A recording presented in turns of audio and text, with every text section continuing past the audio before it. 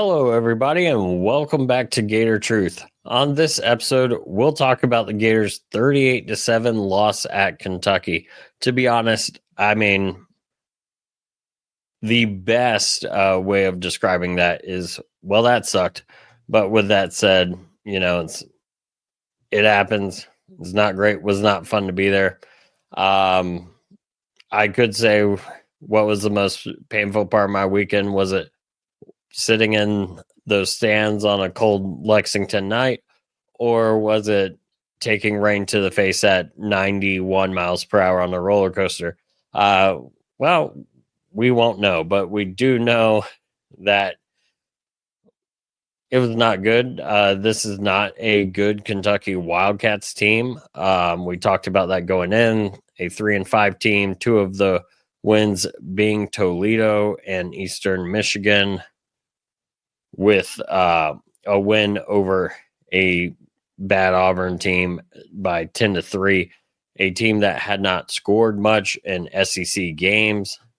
And here we are making them look dominant. I joked about how in 2021 or 2023 rather, that we went and lost badly in Lexington. Teams were talking about this will be the Kentucky team to compete for the East, and then they got hammered for 5 straight weeks after that. And this kind of felt like the same game, losing to a bad Kentucky team and knowing that they'd probably get hammered, although we'll probably get a win against Tennessee Tech, although Tennessee Tech is no slouch. I do believe that they're 10-0, but the SEC talent difference with an FCS team, no matter what anyone tried to tell you about Ivy League and SEC being the same competition before last year, the talent level is just so much different between FCS and FBS, much less SEC. I think Kentucky pulls that out. And then road trips to Vanderbilt and to Louisville to finish out the season. With that said, let's talk about the game. Let's talk about the offense. Not that there's a lot to really like about this offense right now. Definitely not what you wanted to see for sure. I mean, thought not a great Kentucky defense. So you thought you'd see a little more success, especially after the way the Gators played the week before in Jacksonville. And of course, we don't see that. DJ Lagway, 11-19, 83 yards, 1 touchdown, 3 interceptions. And it really was the interceptions for him that were a problem. I said during the game, I think I even tweeted during halftime on the personal X, and I said, I still think DJ Lagway could be great, but you need to make the switch for tonight and bench him, and that will see what happens from there. And of course, he got benched at halftime. Tramel Jones comes in, goes 9 of 17, 60 yards, and then pretty much does not do much either way. I will say this about DJ. Obviously, 3 interceptions, terrible. I do believe he's tied for the FBS lead, which is unacceptable at Florida. I'm not going to sit here and excuse INTs. I'm not going to go through the interceptions, really. But I will say early on did have 2 big drops that might have even changed some of the trajectory of the game. First drive hits VB3 on the hands on a deep crossing route.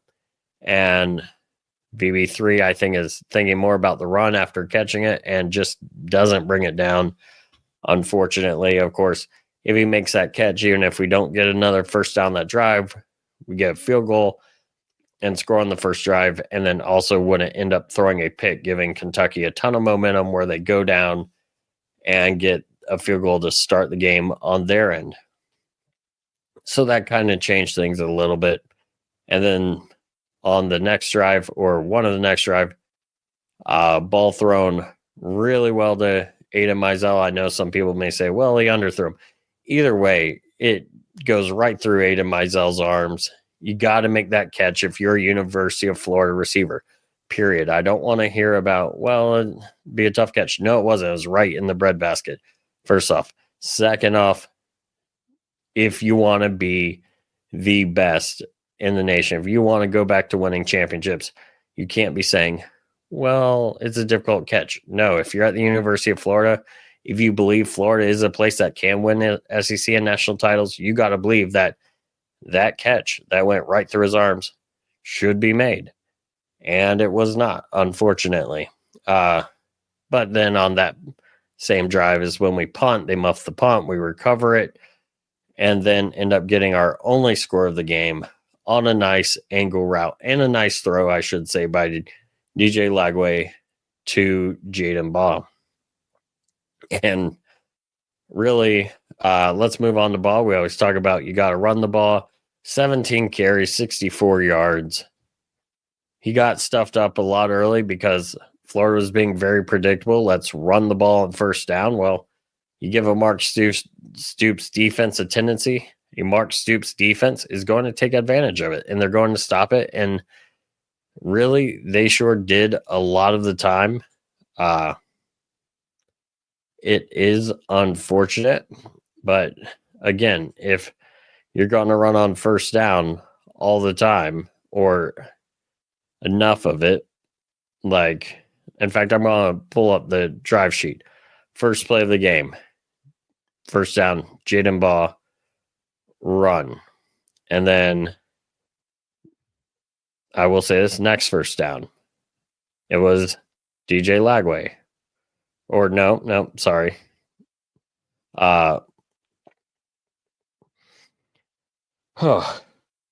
Sorry. Then it was next first down was a pass to Abrams for 1 yard.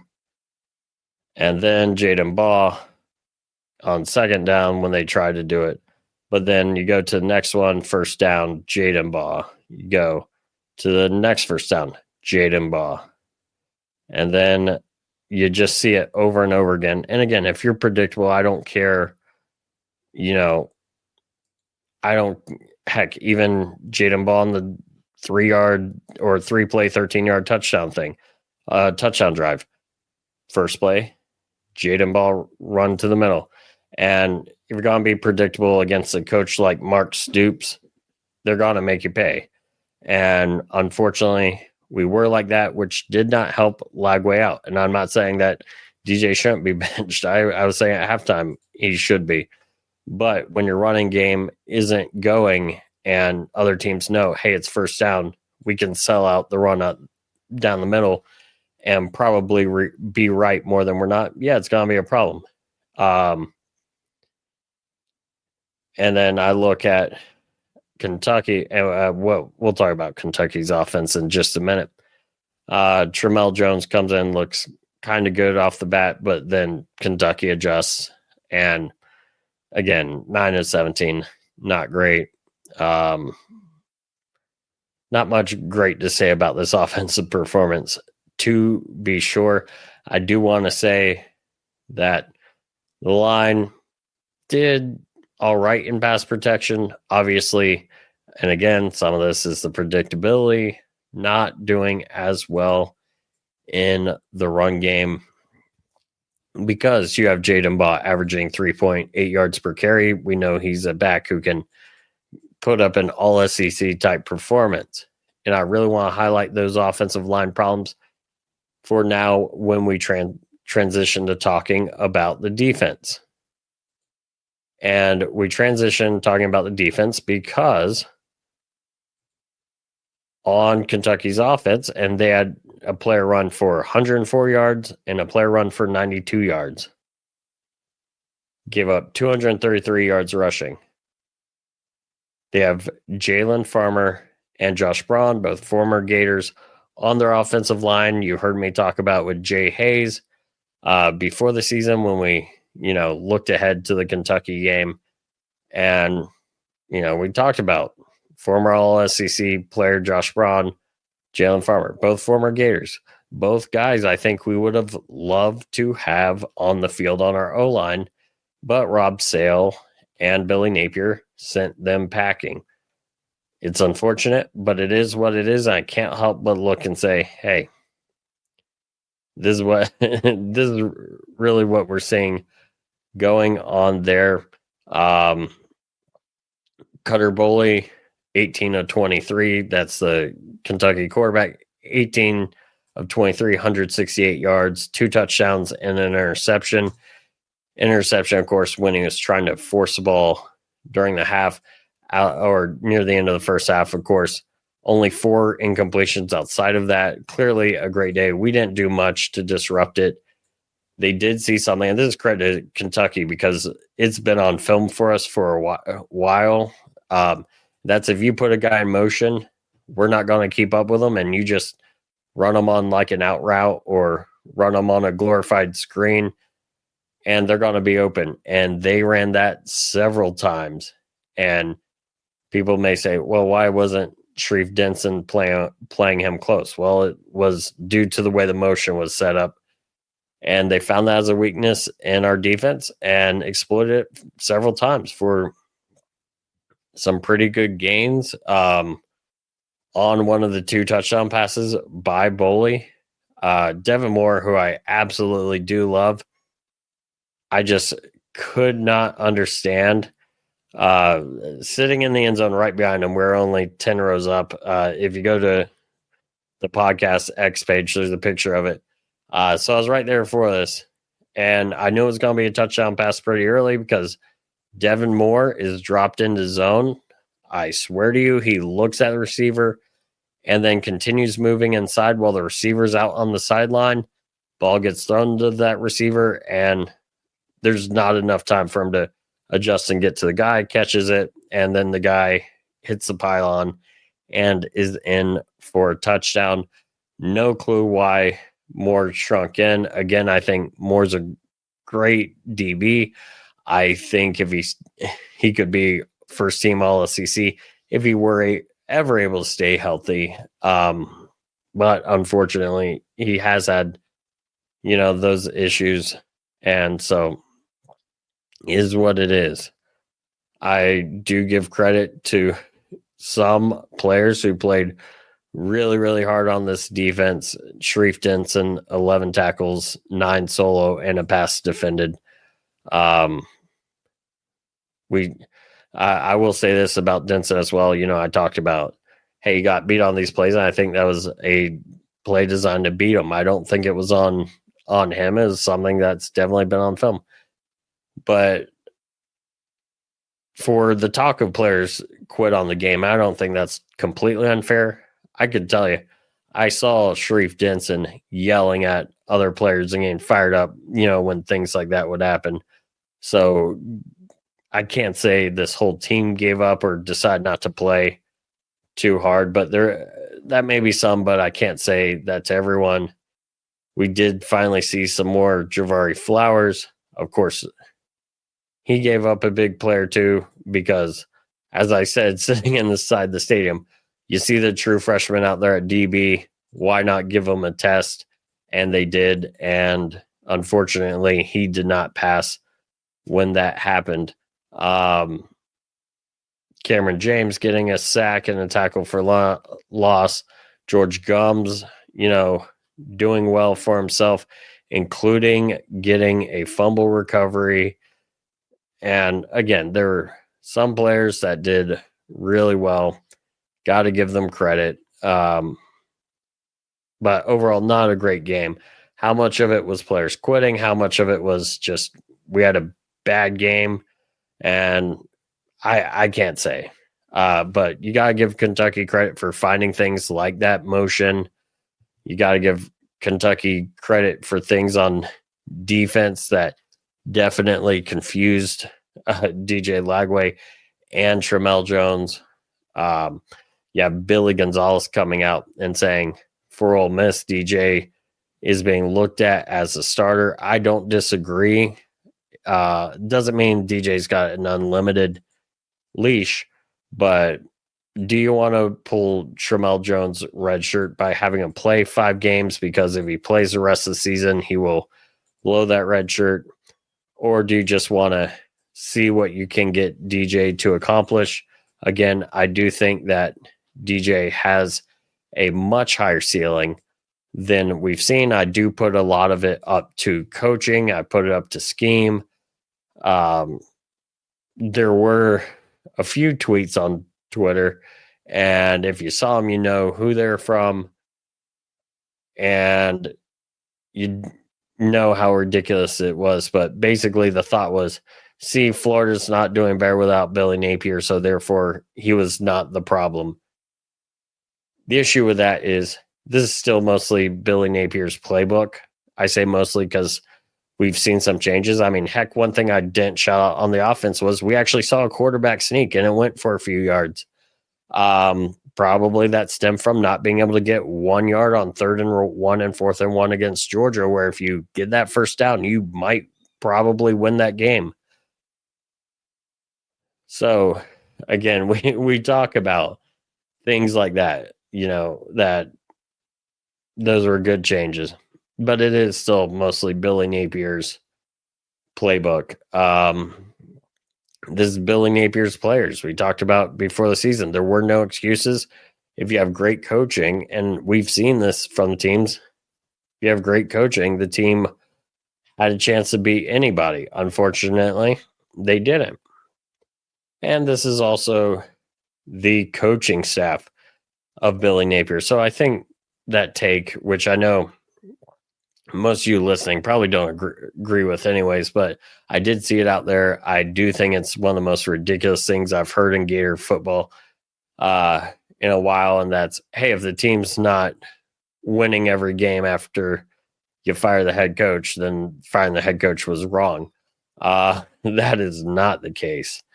But again, credit to Kentucky. It was a cold night at the end. We know I talked ahead of time about cold Kentucky night. And I'll tell you this, it didn't feel cold at first, but it really started to feel cold when Kentucky was ripping off those 21 points in a row in the second quarter. And it was definitely feeling cold as the last seconds ticked off the clock. Of course, on our X at Gator podcast, we did have, or I did put up a picture of the final score till the end always. I know a lot of people have said to me, I turned the game off at halftime. I turned the game off here, there. And, I understand it. It's not my style, but I totally understand it. Things have to get better. Do I think they become great before the end of the year? Heck no. Do I still honestly believe that there's, with this defense, when it's doing well, obviously did not do well at all this past Saturday, but if this defense is playing like they have against other teams, and if we can get some stuff going on offense, I mean, coming up this week, we'll talk about we're facing one of the worst defenses statistically we've faced all year. Do I think there's a shot that this team could, well, no, sorry, that's the Tennessee defense. That's so bad. Mississippi State's actually a mid defense, kind of like Kentucky. But either way, do I think this is a defense that, or a team that could potentially pull upsets? Yeah. Do I think this is a team that could end up in a bowl after this loss to Kentucky? I think that's going to be hard. But I don't think it's impossible, but I would say chances are like 5%. But I will say if they win 3 out to make a bowl at this point with the way it looks, of course, I've said I want these seniors like Jake Slaughter, Austin Barber, Tyreek Sapp to go out with something. It would probably be one of the greatest 3-game runs with considering the situation, at least greatest as in storybook that we've seen in Florida in a long time. I know people want to talk about, well, last year we had a 4-game run, but that also included, a 2-10 FSU team and Tulane playing their backups and a 3rd-string quarterback who was already in the portal, but they paid a ton of money to come play the game. Obviously, that's a lot different than if you beat Ole Miss on the road, beat a pretty good Tennessee team at home, and then beat a, somewhat better Florida State, but definitely a not as good Florida team as well, but beating them at home, finishing up with those two rivalry games at home, which are back-to-back for the first time since 2001. And so we'll see. We'll be back later this week. We'll talk Ole Miss. And hey, two ways to look at it. There's nowhere to go but up, really. Or, hey, the season's almost over. Or both. Why not both? With that said, everyone, thank you all for listening. And as always, go Gators.